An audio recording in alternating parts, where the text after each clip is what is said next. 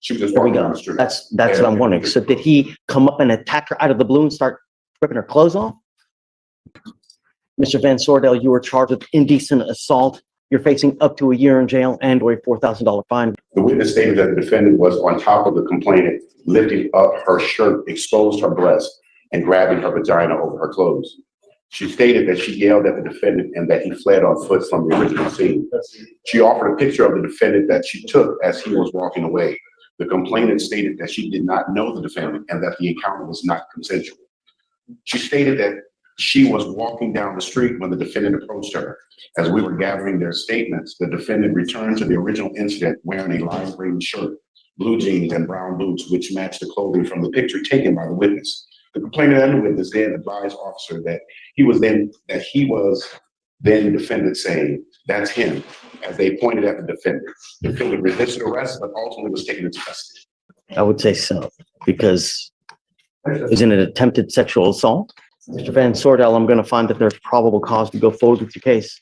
Mr. Van Sordell, I'm going to put an ankle monitor on you. I want to know where you are at all times, and I'm forbidding you from going within 500 feet of the immediate area. I'm also ordering you not to have any contact with the complaining witness, not to be in possession of weapons, and not to consume alcohol or illegal drugs. I'm going to randomly test you. If I find that you violate this one iota, I will take you down and you will be put in jail. Do you understand, sir?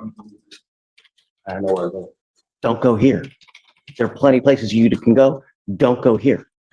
I'm telling you now, you become a danger to the public, I'm gonna light you up. Do you understand? Consider this.